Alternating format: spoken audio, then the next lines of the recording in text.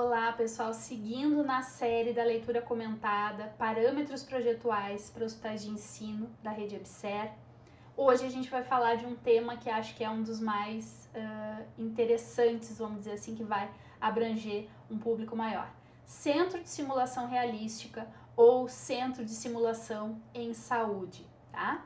Esse é um projeto bem específico e que vai cada vez mais ser difundido aí em hospitais, em até outros centros de formação que não hospitalares, extra-hospitalares, tá? Então fiquem ligados que eu acho que vamos ter dicas bem valiosas aqui.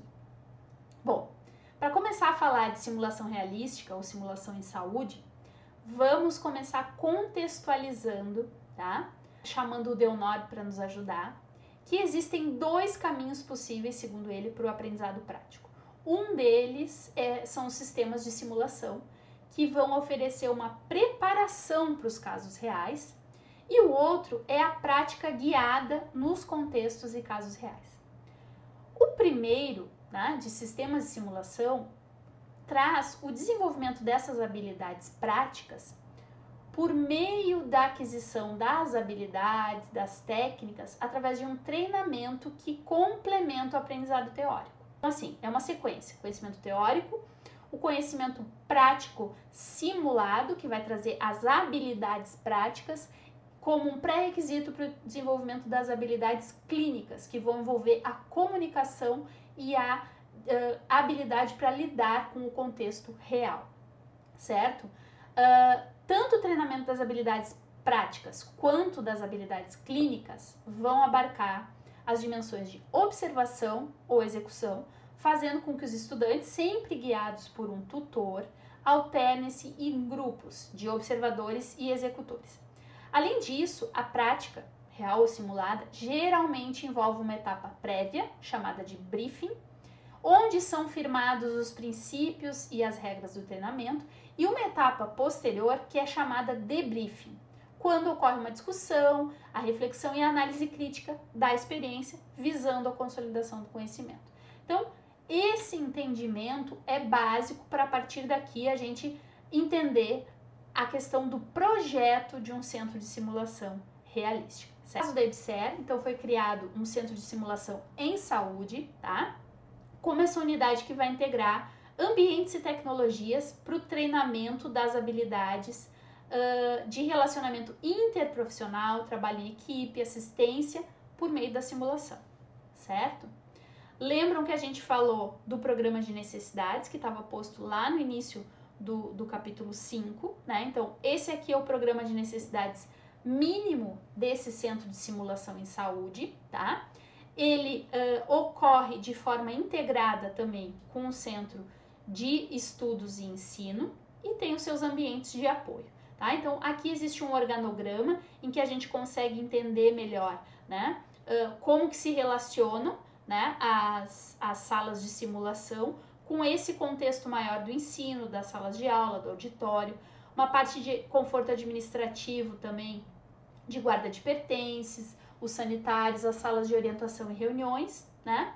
As salas de simulação propriamente ditas, que nós vamos agora ver uma a uma, e a parte de apoio, tá? Que aqui traz debriefing, sala de controle, parte de laboratório de material cênico, né? Isso a gente vai entender melhor agora como que funciona, tá? A primeira sala de simulação clínica é um consultório, tá? Nesse consultório, o que vai ocorrer aqui, né? Existem duas possibilidades, tá? Tanto pode acontecer uma consulta real, quanto uma consulta simulada, tá? Para que essa consulta ocorra, né, existe uma necessidade de ser acompanhado, né, esse andamento sem intervir no contexto da consulta. Então, se o preceptor estiver dentro da sala junto com o estudante, ele vai interferir na dinâmica do treinamento. Se ele estiver fora da sala observando, vai se estabelecer uma outra dinâmica entre o estudante e o paciente, no caso, tá? Nessa situação também, então por isso que existem esses visores, tá? Esses visores fazem divisa, né, entre as salas de controle ou salas de aula e as salas de simulação, permitindo que o tutor ou avaliador ou até os colegas observadores estejam do outro lado do visor. Depois a gente vai observar que existem critérios, né? Esse visor tem uma característica técnica para permitir que quem está do lado de fora enxergue o que ocorre dentro da sala, mas quem está dentro da sala não percebe a movimentação na parte de fora, tá? A segunda sala de simulação, aqui no caso é uma sala de UTI, unidade de internação ou emergência, tá? Essa sala vai se caracterizar com um ambiente para que o estudante aprenda todas as questões que envolvem o paciente no leito, vai ter uma possibilidade de montar e desmontar cenários, criar leito adulto, leito pediátrico, um leito neonatal, UTI, internação comum, sempre pensando numa estrutura fidedigna ao contexto real, ao ambiente real. Isso é o que vai dar a capacidade de realismo à situação, né? Aqui vai se fazer treinamentos de parada cardíaca, de politrauma, de aplicação de medicamentos, de procedimentos invasivos. Vocês estão vendo nas imagens que tem um robô, né, deitado no leito. Existe uma tecnologia cada vez mais detalhada. Esses robôs podem ser de baixa, média ou alta fidelidade, né? Então, existem robôs, inclusive, que sangram, urinam, choram, né? E esses robôs podem também ser controlados, né? Da sala de controle para ter, por exemplo, uma parada cardiorrespiratória, algo que não está previsto na cena e que ocorre justamente para saber, para o estudante ter a iniciativa e saber como proceder, tá? Então, essa é a segunda sala de simulação. A terceira é essa sala de exame ginecológico e parto, tá? Então, ela é uma sala que tem uma mesa de parto, uma banqueta, um foco portátil, tem flexibilidade também para montar um cenário com assistência ao recém-nascido, né? Sempre com a estrutura fidedigna à realidade. Pode ser utilizada para assistência de gineco, obstetrícia, em regime ambulatorial e também para simular parto, dependendo do cenário montado, tá? Então, ela tem essa flexibilidade aí. Observem que nas paredes tem gases medicinais, réguas de gases, né? Toda a parte de lavatório de equipe, as lixeiras, as bancadas, tudo isso simulando também os contextos reais para um treinamento aí de todas as equipes, não só médicas, né, de enfermagem, enfim, todos os outros profissionais envolvidos, tá? A quarta sala de simulação é a sala de simulação de cirurgia ou de parto cirúrgico, centro obstétrico, tá? Então, esse ambiente vai prestar um treinamento multiprofissional. Essa sala possui infra semelhante a uma sala de cirurgia para que as pessoas treinem os diversos serviços de assistência e os procedimentos cirúrgicos obstétricos, não só a parte cirúrgica, também curetagens e outros tipos de procedimentos, tá? Vejam vocês que nas imagens a gente tem a parte da escovação, porque também é um treinamento necessário, tá? Existe o controle, os visores para sala de controle e para salas de aula anexas, né? Porque aqui é uma simulação que, via de regra, tem o grupo de observação e eles se alternam, né? Toda a mesa cirúrgica, o foco, o instrumental, toda essa disposição é fidedigna à realidade, tá? Monitor, a parte de descrição médica, então tudo isso num contexto real de sala cirúrgica, tá? A quinta sala de simulação é a sala de simulação de habilidades de baixa e média complexidade. Essa sala tem a função de treinar habilidades técnicas, como por exemplo, exame pélvico, né? Eles usam peças anatômicas ou robôs com essas mesas, né? Essas bancadas para o treinamento de habilidades pontuais, tá? Grupos maiores de estudantes, exposição dos materiais, né? Aprender a usar. E esses simuladores, esses robôs aqui, na sua maioria são simuladores de baixa fidelidade, tá? Então, eles não vão ser controlados, né, como nas salas de simulação cirúrgica, por exemplo, ou de emergência, tá? Aqui são os robôs de baixa fidelidade, que é mais para treinar essas técnicas pontuais. A sexta sala é a simulação em videocirurgia e videodiagnóstico, tá? É um ambiente que possui várias estações de simulação por realidade virtual e robótica para o treinamento de habilidades e operação de equipamentos. Cada estação é composta de uma base, se é necessária, né?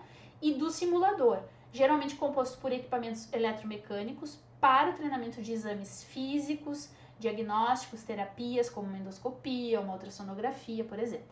Nessa sala são realizadas também simulações de procedimentos cirúrgicos de alta complexidade, as videocirurgias, tá? Então, essa sala tem os simuladores, né? Postos de forma também que os estudantes possam se organizar ao redor de cada equipamento simulador, e tem a bancada aqui do professor como uma sala de aula que ele vai introduzir ali os conceitos, enfim, né? E sempre pensando também na teletransmissão dessas dinâmicas.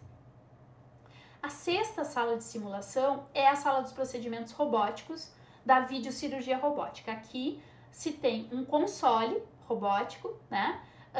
E uma plateia que fica dentro da sala, né? Então, vai haver o professor, o cirurgião em simulação e os outros cirurgiões acompanhando, possivelmente, a transmissão na TV do campo cirúrgico, né? Que vai acontecendo ali em tempo real, tá?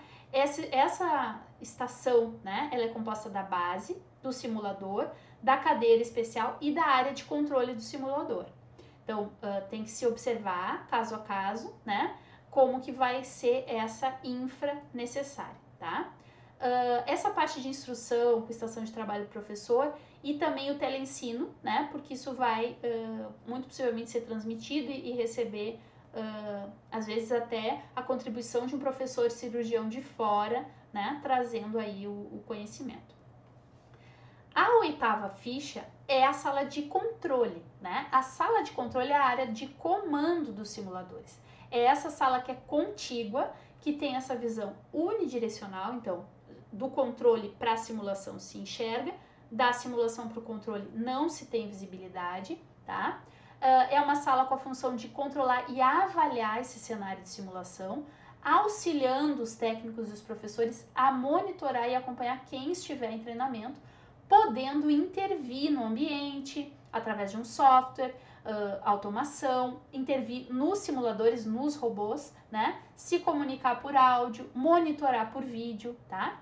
Essa é uma sala que precisa de privacidade visual e acústica em relação à sala de simulação e às salas de debriefing, porque a instrução da simulação dada pelo professor ao técnico é sigilosa, porque os participantes do cenário não podem saber. Então, imagina que tem um grupo dentro da simulação, o outro grupo na sala de debriefing, o controlador e o professor estão ali conversando, né? E nenhum dos dois grupos pode ouvir o que tá, as instruções que estão sendo passadas, por uma questão de romper, né, com a dinâmica aí da simulação, caso vaze esse som, tá? Então, essa é uma sala primordial e que tem aí um controle. A sala de controle tem que ter muito controle, né, em termos de construtivos, tá? Porque, por exemplo, a gente utiliza largamente, né, paredes em drywall, sem um isolamento acústico, sem a devida proteção, vai acabar com todo o propósito dessa sala, tá? O laboratório de material cênico, ele é um ambiente para apoiar as funções de treinamento, e é aqui que eles vão preparar maquiagem, ferida, sangue, urina cenográfica. Então é como se fosse uma área de maquiagem. Inclusive, se tiverem modelos, né, vivos, eles vão fazer essa caracterização com um camarim, né, para os atores ou para os voluntários, tá? Então esse é o laboratório de material cênico. Existe a necessidade de áreas de depósito de equipamentos e materiais. Esses simuladores, esses robôs, são patrimônio de alto valor, delicados, né? São a maioria guardados nessas grandes maletas. Então, esse depósito precisa ser bem protegido, né? Facilitar o acesso às salas de simulação. A depender da organização do layout, da setorização desse centro de simulação, vai se necessitar de mais de um depósito, né? Vai ter que segmentar isso. Então, sempre tem que pensar nesses deslocamentos na montagem e desmontagem dos cenários, tá? Enfim, então esse é um programa de centro de simulação realística ou centro de simulação em saúde que tem aí as suas fichas detalhadas dentro do manual da EBSER, tá? Na sequência, nos próximos episódios, nós vamos abordar os outros 2 centros, tá? Mas como nós dissemos, esse aqui é o centro que talvez se aplique a contextos extra-hospitalares e vai servir aí para mais gente interessada em projetar melhor esses ambientes de alta tecnologia e simulação em saúde, certo? Então, se gostaram, compartilhem, curtam, acompanhem, se inscrevam no canal para os próximos episódios e o restante do material que a gente vai colocar. E também comentem a expectativa de vocês com relação a mais materiais e mais conteúdo.